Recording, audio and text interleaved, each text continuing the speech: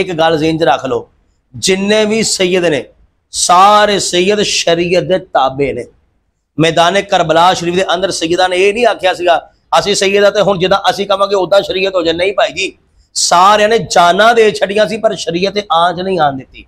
तुसीं किदां दे हज़रत जी सैयद हो कि तुसीं खुद ही नबी पाक अलैहिस्सलाम दे दीन का जिहड़ा है चेहरा मसक पे कर रहे हो। यह जिहड़ा तुसीं रौला पांदे ना असीं दीन तख्त उत्ते लैके आना, ये मैं सारा जानदा, सारे जग ने देख लिया कि किहड़ा दीन तख्त उत्ते आ। दीन तो नहीं तख्त उत्ते आया, हाँ वाबी देवबंदी तो साई जरूर तख्त उत्ते आ गए ने।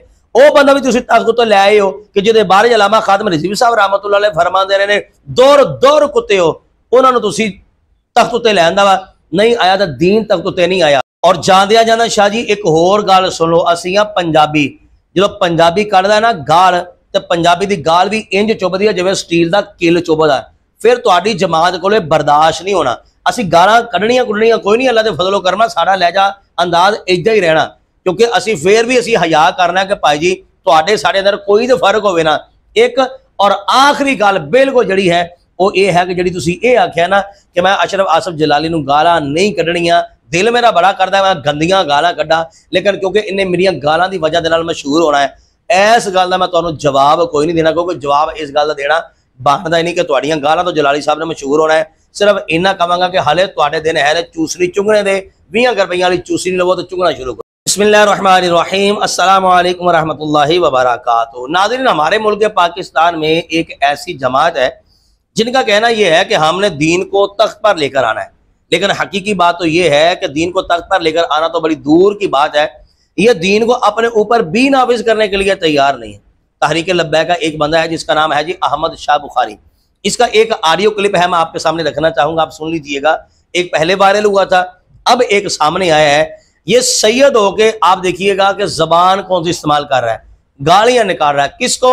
एक आशिक रसूल को, एक आशिक अहले बैत रसूल को, एक आशिक असहाबे रसूल को, जिसका नाम कंजुल उलमा अल्लामा अशरफ आसफ जलाली है, आलम रब्बानी है वो बंदा। लेकिन ये अहमद शाह बुखारी जो लैंग्वेज इस्तेमाल कर रहा है, जो लफ्ज़ों का इंतखाब इस बंदे ने किया हुआ है ना, और जिस तरह ये गालियां निकाल रहा है, वो आप एक मरतबा सुन लीजिएगा। एक बात। दूसरी बात यह है कि दीन का एक मसला है, शरीयत का एक मसला है, ये आज का नहीं, ये सदियों से चलता आ रहा है। 1 2 5 10 नहीं पाई जी, मैं कहना दर्जना किताबों में मसला लिखा है। खताए इज्तिहादी गुनाह नहीं, कोई ऐब नहीं, कोई नक्स नहीं, ये सारी दुनिया जानती है सिवाय तहरीक लब्बैक के। खताए इज्तिहादी ये अजर है, ये सवाब है, इस एक दीन के मसले को लेकर, इस एक शरीयत के मसले को लेकर, जिस तरह ये दीन का चेहरा मसख कर रहे हैं, शरीयत के मसले का ये धजियां उड़ा रहे हैं, और जिस तरह ये शरीयत के मसले को मादला गाली बनाकर लोगों के सामने रख रहे हैं, ये अपने कानों से एक मरतबा जरा सुन लीजिएगा। आपने मरना है, अल्लाह की बारगाह में जवाब देना, डंडी नहीं मारनी। किसी भी जमात से ताल्लुक है या नहीं है, बाद आपने हक करनी है, फैसला हक का करना है कि जो ये कह रहे हैं कि हमने दीन को तख्त पर लेकर आना है, और दूसरी तरफ एक दीन के मसले को गाली बना रहे हैं, क्या मुमकिन है कि ये लोग जो है ये दीन को तख्त पर लेकर आएंगे? है मुमकिन? आप सुनिएगा, कुछ बातें जो हकायक पर मबनी हैं इंशाल्लाह बाद में करेंगे, पहले ये सुन लें।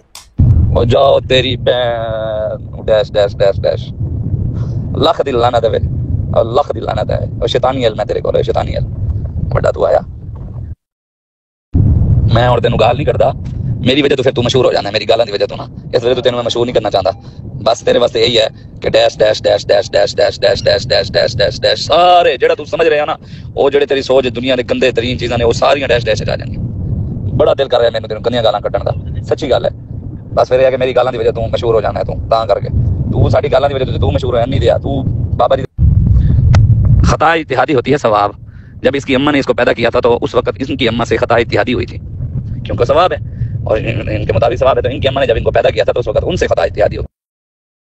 जी नाज़रीन, आपने अहमद शाह बुखारी की जो है वो गुफ्तगू सॉरी भाई जी, गुफ्तगू नहीं गालां सुनिया। मैनू दयानतदारी दे नाल दसना, किसी नूं कायल करना होवे, किसी नूं मुतमिन करना होवे, तो क्या यह तरीका ठीक है?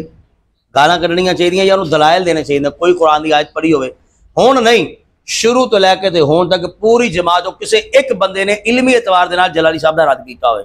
मैं नहीं कहना कि जलाली साहब का तुसीं भाई सैड लवो, जलाली साहब के हाथ चूमा, मैं तुहानूं कुछ नहीं कहना, तुसीं जलाली साहब को सैड दे कर दिओ।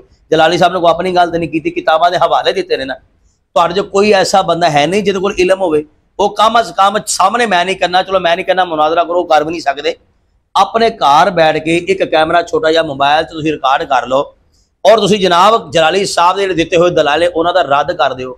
इन्नी काबलियत किसी दे अंदर नहीं है। यह किहड़ा तरीका होएगा? गालां कढणियां शुरू कर दिओ और फिर ऐसे ऐसे लफ्ज कि एक खानदानी बंदा जिहड़ा है वह भी नहीं बोलता, एक सैयद हो के लफ्ज इहो जिहे बोलन डे। एक बात। दूसरे नंबर पर बाद मुझे यूं लगता है कि जिवें सिर्फ तहरीक लब्बैक ने बंदे भर्ती कीते ने मरवाउण वास्ते। माफ़ी चाहांगा माजरत दे नाल। गल तुसीं करदे हो को दीन असीं तख्त उत्ते लैके आना, तो भाजी आ मसले दीन दे नहीं। अगर दीन दे मसले आ तो तुसीं फिर दीनी एतबार दे नाल गल क्यों करन वास्ते तैयार नहीं है? TLP ते PTI विच मैनूं फर्क दसो की है? सिर्फ कायदा का फर्क आ, इन्हां दा कायद हो रहे उन्हां दा कायद हो रहे है, सारे ही पागल ने। ਉਹ ਤੁਸੀਂ हसन रज़ा ਨੂੰ देख लो, ਉਹਦੀ इस्लाह हजरत किबला मुनाज़िर इस्लाम सईद अहमद असद साहब करते रहे कि भाई जो तू लफज बोल रहा ना कई तो गैर शरी लफज हैं, बंदा गुमराही की दलदल पहुंच जाता। यानी कि जो दिल अच्छा गल पता की मैं जिस नतीजे पर पहुंचा ना, गल जरा ध्यान दे नाल सुनिया जे। मैं इस नतीजे में पहुंचा कि ये सैयद ने ना, ਜਿਹੜੇ सैयद ने ये देखते हैं कि साढ़े नाम के नाल लफ्ज लग्या सैयद।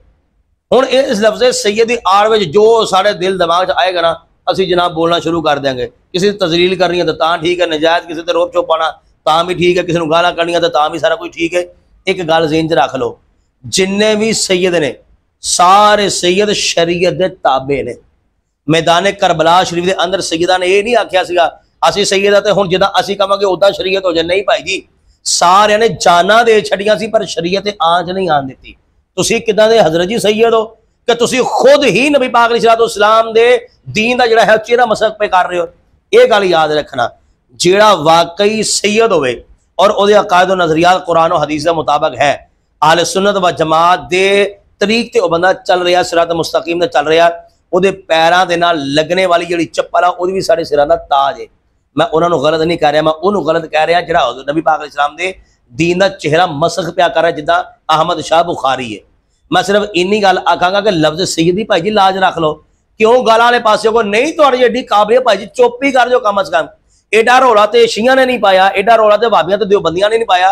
तुहानूं खरे किहड़ा कीड़ा तंग करन लग पिया आके। तुसीं आए दिन उठदे हो, कदी हसन दा उठ जांदा, कदी कोई उठ जांदा, ते वखरे ही सुल्तान रही सारा टब्बर ही बनया। तुसीं भाई जी एडी काबलियत नहीं है तुहाडे अंदर कि तुसीं इल्मी मुकाबला कर लो। कम अज कम तुसीं चुप कर जाओ। ए जिहड़ा तुसीं रौला पांदे ना असीं दीन तख्त उत्ते लैके आना, ये मैं सारा जानदा। सारे जग ने देख लिया कि किहड़ा दीन तख्त उत्ते आ। दीन तो नहीं तख्त उत्ते आया। हाँ, वाबी देवबंदी तो साई जरूर तख्त उत्ते आ गए ने। वह बंदा भी तुसीं तख्त उत्ते लै आए हो कि जिहदे बारे अलामा खातम रिजवी साहब रहमतुल्लाह अलैह फरमांदे रहे ने, दौर दौर कुत्ते हो, उन्होंने तुसीं तख्त उत्ते लैंदा वा। नहीं आया तो दीन तख्त उत्ते नहीं आया। मैं सिर्फ इन्नी गुजारिश करांगा, खताए इज्तिहादी नक्स नहीं है, ऐब नहीं है, अजर और सवाब। आखिरी गल, अल्लाह की कसम उठा के कहना, अशरफ आसफ जलाली की गल नहीं है। मैं पहले भी कह चुका, मैं फिर कह रहा, गल अशरफ आसफ जलाली की नहीं है। गल है नबी पाक अलैहिस्सलाम की शरीयत की, गल है नबी पाक अलैहिस्सलाम के दीन की। जेड़ा ते नबी पाक अलैहिस्सलाम की शरीयत दे नाल मुखलस रहा, नबी पाक अलैहिस्सलाम के दीन दे नाल मुखलस रहा, सिरात मुस्तकीम ते रहा, वो भाई जी सैयद ना भी होवे, चप्पल गंढण वाला भी होवे ना, असीं ओनू भी सीने दे नाल लगावांगे। ते वगरना फिर क्या जवाब जुर्म दोगे तुम खुदा के सामने।